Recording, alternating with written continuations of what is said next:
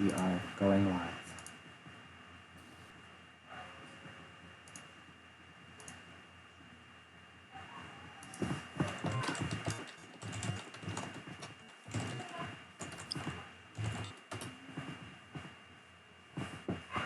Viewers.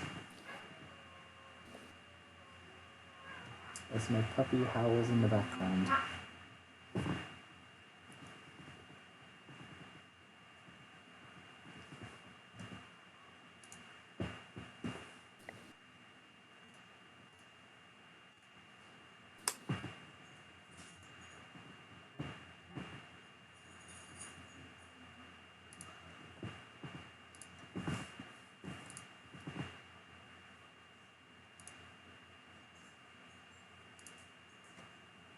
Okay. We're up and live? I believe so. Hooray! We did it! No Okay, pandas everyone. this time. No pandas, unfortunately. Where Perfect. is my window? Oh. Okay, there we go. Cool. Alright. I don't know if you guys want to wait a little bit longer to see if more people jump in or not. Up to you. Looks like we've got 13 if YouTube isn't lying to me. Well, do we know if YouTube tells the truth? It went down to 11. Nice. They hate us. They really hate us. I can't believe this. Okay. Well, we might as well start. So, hello everyone. Welcome to the Season 19 Awards show. I am your host for today, Infinite MPG, and I have with me a few extra host people. So why don't you guys go and introduce yourselves? Well, I'm Bex. If you paid attention to the panda stream. Still me. Hello. Friendly neighborhood HO, and also the commissioner of the league. Congratulations to me.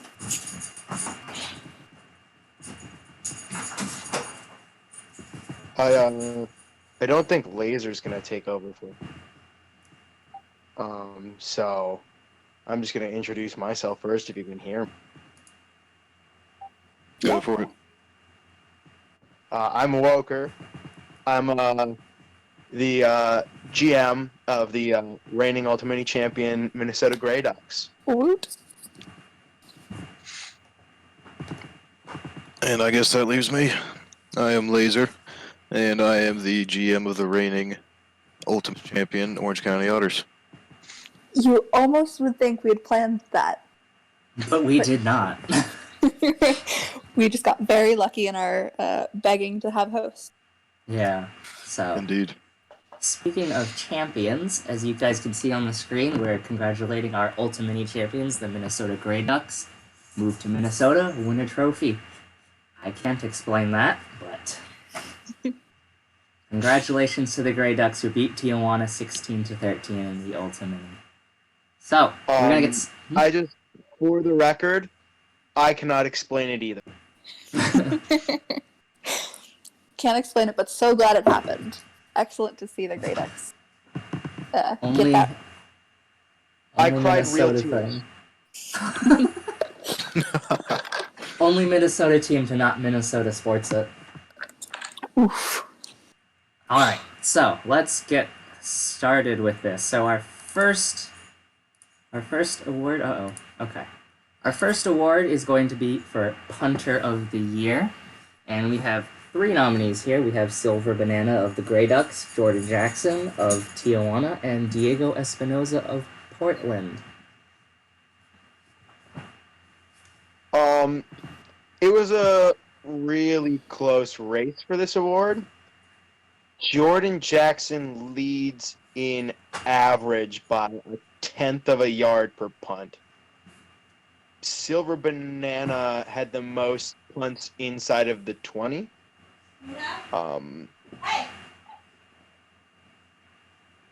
Then Espinoza was just kind of in the middle of. Well, let's see who it is. And it is Silver Banana, the newly enshrined Colorado Yeti kicker of the future, with 8 votes. My recording of this is behind. I'm Oh, it watching is the very stream so that I behind. know what is going on. And I'm still on the screen that says punter of the year and has the nominee. So that's Yeah, mine's about as far behind as well. Yeah, I think the thing with doing this on YouTube now, and I'm sure those of you watching might not notice this, is that when we're streaming this, it has a long delay. I think Twitch's delay was maybe 20 seconds. This feels more like it's 40 than a minute. But there we anyways, go. wow, that was a Now long wait. I got it. Yeah. Okay. Well, I know that I need to start clicking faster than I can talk. Anyways, Silver Banana with 8 votes, Jordan Jackson with 1 vote, Diego Espinoza with 1 vote. I think there's 1 vote missing in this total. Not sure where it went, but there were 11 voters for the DSFL this season. Maybe somebody just missed voting on punter of the year somewhere in there. It's totally possible. It's possible. I don't know. I didn't- think this is a well-deserved award for Banana. 16 punts inside the 20 is a pretty good. Yeah, that's really impressive to kick it that many times inside the 20. As a The only former person who punter. even rivaled him was Kansas City's punter bot. They had a punter bot? Oh god. Yeah, it's definitely labeled filler bot. And the filler bot had 15 punts inside the 20 and also led the league in punt average. So Oh my god. Okay. So, moving on to Kicker of the Year. We have 3 nominees, 2 of them who were previously Punter of the Year nominees. We have Silver Banana again. We have Jordan Jackson of Tijuana and Vince Hammerstein of Myrtle Beach. You guys have any thoughts?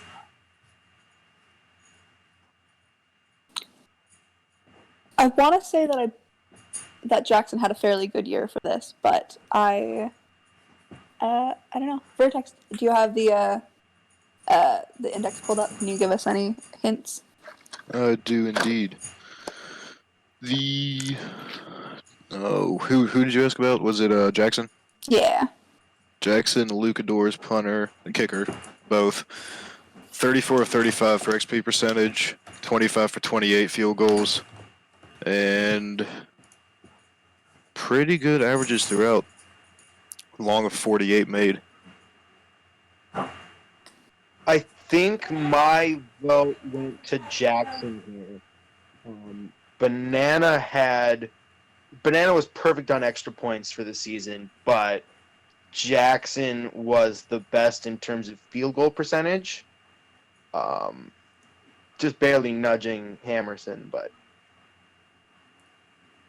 Alright, I don't know if you guys can see this yet, but the winner of Kicker of the Year for the DSFL is Jordan Jackson with 8 votes. So, congratulations to Jackson, who is retiring after this upcoming season. So, she gets to play a season another in award. Colorado, though. That's true. And her heir apparent is also on the screen. Okay.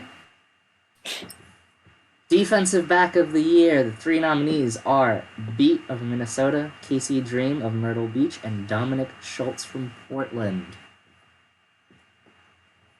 Casey Dream is a send-down, right? Yes. Casey Yeah. Dream was a send down. So was Beat, actually. Beat Really? was also a send down. Oh, I didn't know that. But this award should not be particularly close. As much as I love the other nominees here, Casey Dream absolutely dominated, and it just, you can't argue with it. Well, the voters agree with that. Casey Dream is the landslide winner. All of these have been very landslidey. Casey Dream got 9 votes, and the other 2 nominees got 1. So, there you go. Congratulations, Casey Dream. Scory Corey. I actually don't know where Beat's vote came from. I didn't throw my vote that way. It was I'll not. have to look it up.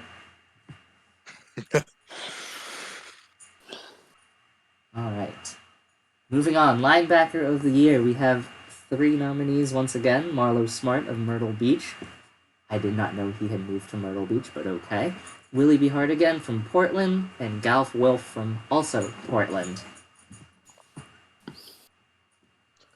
Marlowe is IA at this point, So should not win anything. Oh, so should not win anything. okay. Actually, I'm still on the defensive back of the year screen, and now that I'm thinking about it, Dominic Schultz, also IA. Yikes. There we go. Now I'm up. Now I'm up to the linebacker of the year.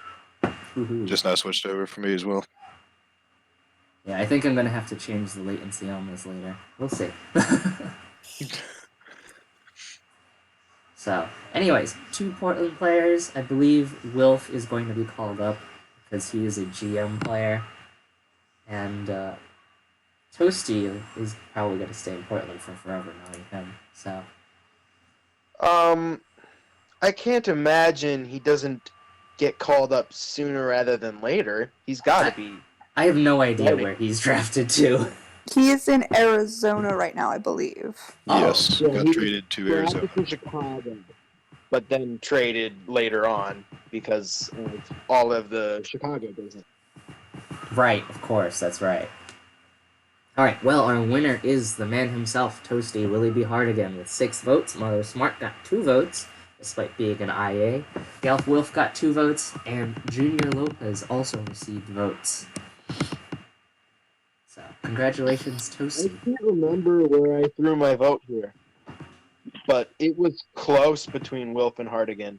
They both had really phenomenal seasons.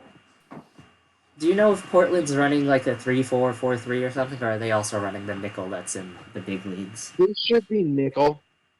Okay. I don't know what the meta game is in DSFL anymore. It used to be all 4-3 or whatever. It's nickel, just like it is in the NFL. Wow. Occasionally 3-4 works, but it's mostly nickel. But everyone still runs the ball, I guess, huh? Yeah, we pretty much run the well. Portland liked to throw the ball, but that's because they had JQ, and the sim loves JQ. Those damn snacks. Alright. Defensive lineman of the year. It's going to be a race between Matt Ammons of Myrtle Beach, Bobby Boucher of Myrtle Beach, and Kyle Idlewild from Tijuana, the first overall pick.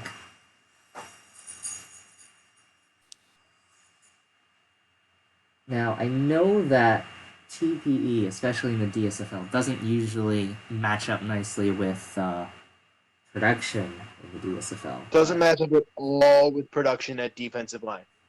Yeah. Defensive line is just a crapshoot. When I was a rookie in the DSFL, the defensive lineman of the year was Shane Masters, Oh man, Who that was- is a throwback. about half of my TPE at that time.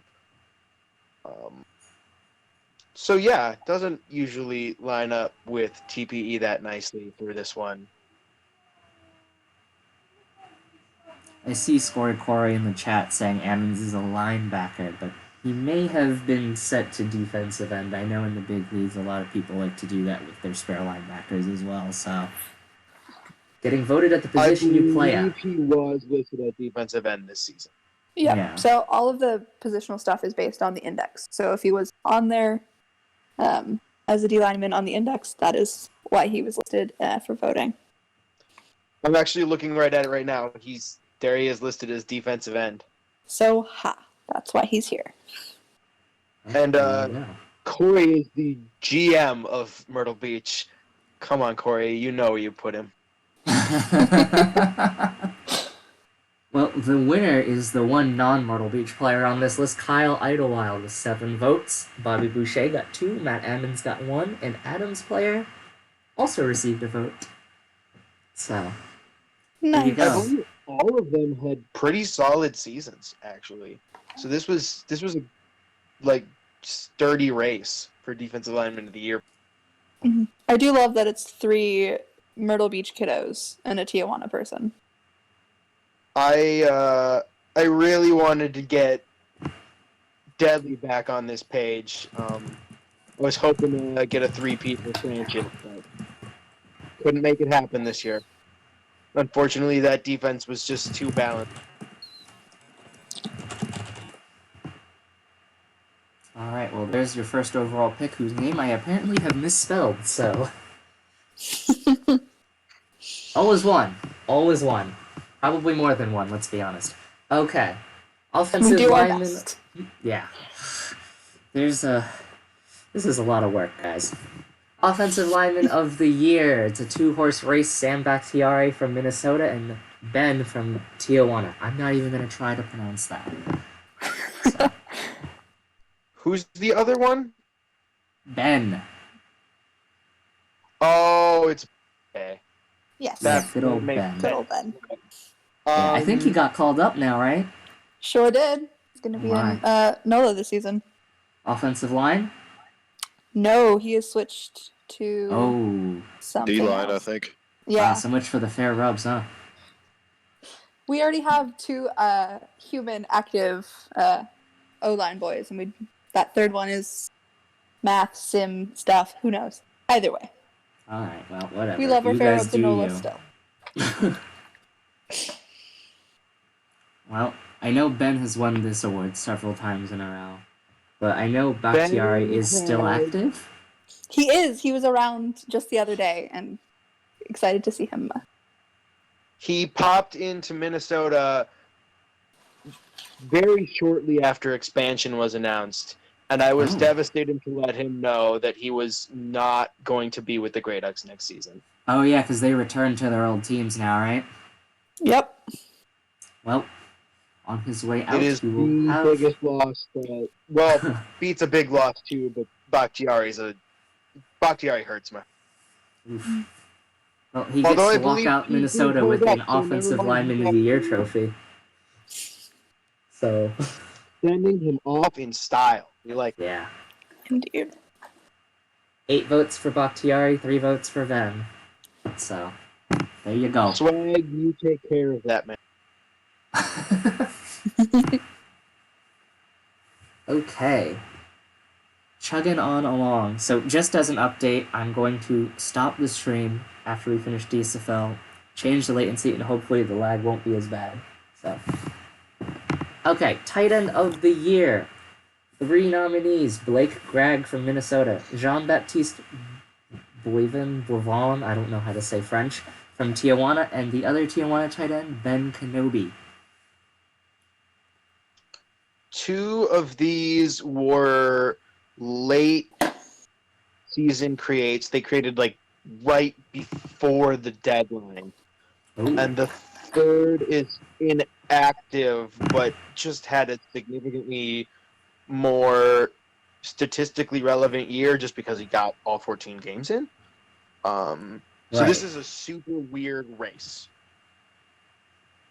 I mean, when you've got those kind of situations, I can see people being very confused as to where to vote. I think I actually voted for the IA here, but Which one? that would be Boivin. Boivin. Okay. Well, the voters agree with you in a very close vote, actually. So 4 people got votes. Boivin won with 5 votes. Greg got 3. Kenobi got 2, and our good old friend Judas Iscariot also got a vote. So, Amazing. Tom Hanks, you need to get this guy back.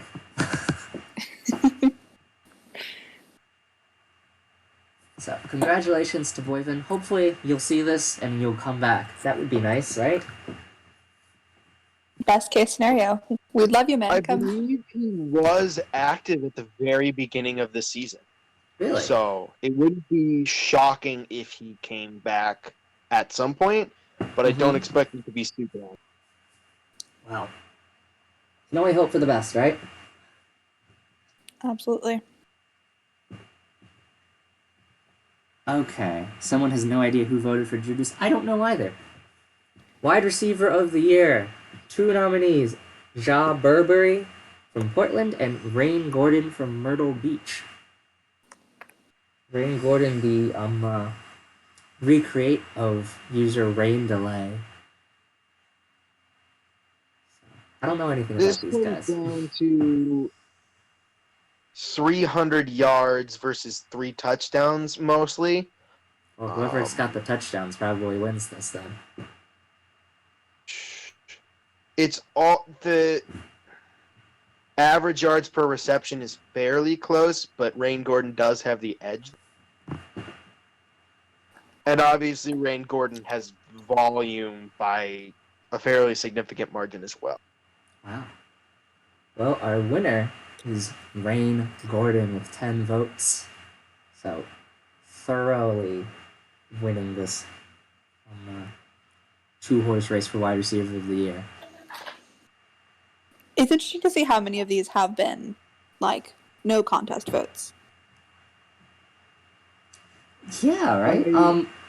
There's only been one that was close, and I believe that was tight end of the year. Basically, all of them have been landslides. Yeah. I think that the fact that this is only a 2-horse race, it kind of discounts the season that Vuxta had in Tijuana, because he also had a monster season with 8 touchdowns. Wow. But I do think this ultimately goes to the right receiver. I just think it maybe Vuxta deserves a shout out here. Oh, there's the shout out. I think I went the wrong way on the screen. There we go. Running back of the year. So our nominees, Paco McTaco from Portland, Darrell Williams from Minnesota, and Jed Podolak from Tijuana. Paco McTaco got a vote here? At least one.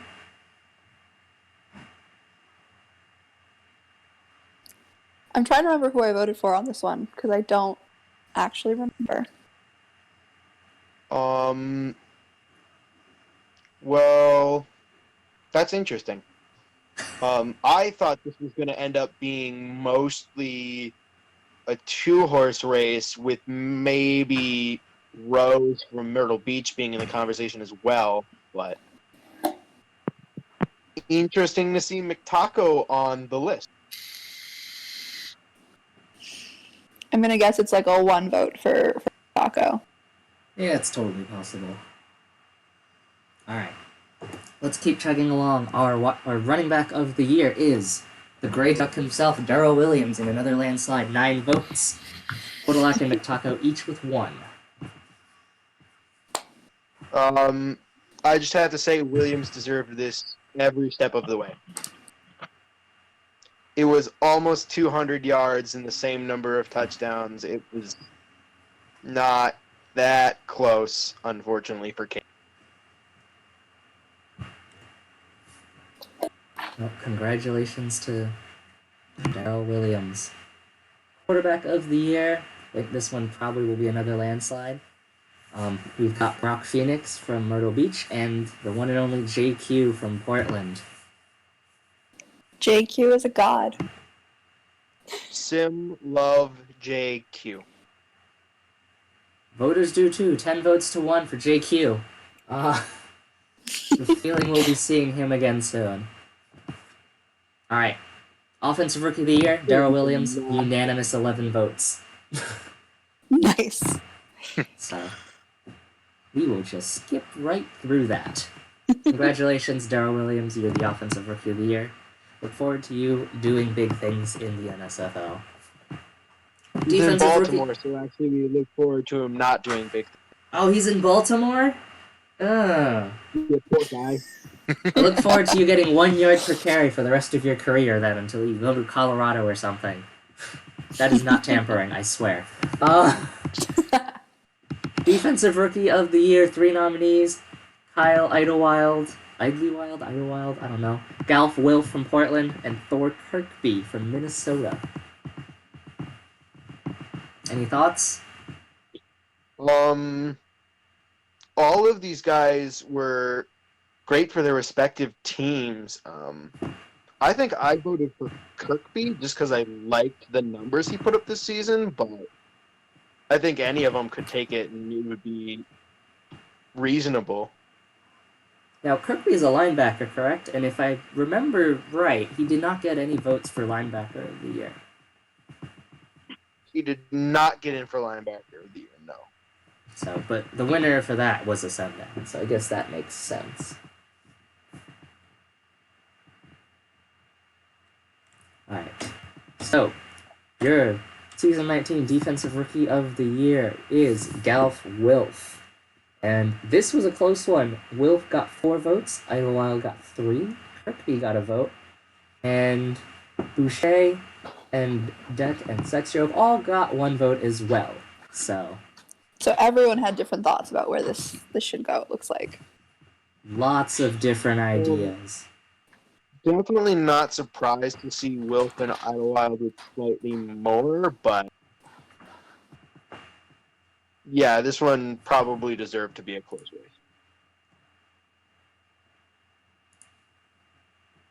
Alright, so congratulations, Galf Wilf, heading to Arizona next season as the GM. So next up, Performance of the Year. I hope you guys have your indexes ready. JQ, Week 8 from Portland. Daryl Williams, Week 1 from Minnesota. And Casey Dream, Week 9 for Myrtle Beach. This is another one where I don't know how the Minnesota vote got on there because I definitely didn't put it down. Bet it was I think I Bex. took Casey Dream's performance because I believe it was 3 interceptions. Wow, really? Index says 6 tackles, 2 picks, and a touchdown. Oh, That was the 2-pick, 1 touchdown performance. Okay. that's a quality game. I Absolutely. believe he also might have had a 3 interception game at some point. Well, I'm sure we'll be seeing from Casey Dream again, so. Anything on JQ's Week 8? I have I'll Daryl have to dig it Williams. I have Daryl Williams Week 1 up now. He's 20 attempts for 192 and 2 touchdowns. Wow. And then JQ Week 8. 205 and 4 TDs. 4 To touchdowns. 125.7. Although those sound really good to me. But your winner Those is... are phenomenal performance. Yeah. Your winner is JQ's performance in Week 8 with 5 of the votes. Casey Dream got 3, Williams got 2, and we also have votes for McTaco in Week 11 and Blaylock in Week 2. So, congratulations to JQ. I'm sure you don't have enough of these DSFL trophies already. General Managers of the Year, and this is where I go and complain about how long the usernames are. We have Good Fortune Coffee and Fleshbag Soup from Tijuana, Frostbite and Catastrophe from Myrtle Beach, and our good man Wolker and Revolution 5 from Minnesota. Well, who voted for those guys? Yeah, I know, total scrubs. What about the chunk? Well, Myrtle Beach, I know, has had a huge turnaround since they were relocated to Myrtle Beach. And obviously Minnesota are the winners of the Ultimate I voted for Myrtle Beach last year, and I voted for them again this year because Myrtle Beach has deserved it. They really do, I think. I mean, it's not easy to take a former expansion team and turn it around. Obviously, we took the Ultimate, but I think that Myrtle Beach absolutely did phenomenal this season, and they deserve credit for that. So that's where my vote went. Yeah, and of course, Tijuana is Tijuana. They're always good. They're the Orange County of the DSFL, and evil They are. people, obviously. Excuse you, we've defeated Tijuana in the playoffs 2 years in a row now. So That's fair, but Orange County has also lost in the playoffs, and they still have, like, a ridiculous amount of votes. Anyways, this is a tie, 5 votes each for Minnesota and for Myrtle Beach's GMs. Congratulations, Volker. And obviously congratulations to all of the other GMs on the screen right now. DSFL's not easy to GM. So, very proud of you guys. it's absolutely whack, but I mean, you guys are in the with middle team of... turnover, it's just ridiculous. But it is also incredibly fun and rewarding at times, and Yeah. Yeah, have fun That's scouting my this rookie. 110 prospect draft now. Oh, it's been a joy. All right, offensive player of the year. 3-horse race between Darrell Williams, your rookie of the year, JQ, the reigning MVP, and Jed Podolak. This one, I think I voted for Williams just because 1,700 yards is a lot of yards out of a rookie. That is. And Yeah. we basically rode Darrell Williams to the Ultimate. So yeah, he had a pretty phenomenal year. Well, the offensive player of the year was not Darrell Williams, though it was close. JQ Is it got 5 Q? votes. Yep. Nice. Darrell See- Williams got 3, Podolak got 2, and Brock Phoenix also got a vote. Yeah, I was pretty sure Q was going to win this one just because he tied the all-time DSFL touchdown records this year, I believe. Wow, really? All time? He came this close to actually breaking the career touchdowns record for the DSFL, and due to some wonky sim stuff, he missed it by like a touch. Oh my gosh. Which is heartbreaking. Well, he is getting called up, so much for He that. also tied the record for most touchdown passes in a season twice. Wow. He can live with it. He's gonna do phenomenal and ridiculous things in the NFL. I'm excited to see it play out, definitely. This one is the career to watch. I mean, it's him and Armstrong. Portland has been blessed with good quarterbacks that stay alive. All right, defensive player of the year. What's up? If Q turns out to be anything like Armstrong, then the rest of the league has a lot to watch out for. Oh God. Oh no. That's going to be scary. Yep. Don't sleep on I the wonder how much Outlaws. swag is just gonna yeet the ball this year. I mean, Q and Saba, you gotta eat it. It's all about that speed. All right, defensive player of the year. Casey Dream from Myrtle Beach, Willie B. Hardigan from Portland, and Marlo Smart. Marlo Smart still getting votes as an IA. Marlo Smart did have a ridiculous year as an IA, to be fair. But All The right. sim loves definitely should Marlo. not be getting votes like this. Come on. Well, we've got our linebacker of the year. We have our defensive back of the year. Which one of those had a better season? Casey Dream put up 3 defensive touchdowns this year, so like it's hard to argue against it. But I know my vote didn't go that way because of something else that I voted for. Well, Yep. Casey Dream was your winner with a margin of 1 vote over Hardigan. 4 votes to 3 votes. Smart got 2 votes, and Boucher and Blaylock both received votes as well.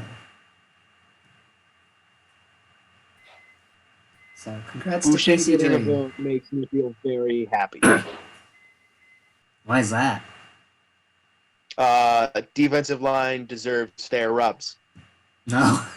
Fair, fair. I wonder if you have any bias for that. Alright, No MVP. bias whatsoever. MVP races between your Offensive Player of the Year, JQ, your Offensive Rookie of the Year, Darrell Williams, and your Defensive Player of the Year, Casey Dream. Now, logic would tell you that Q and Dream cannot win this.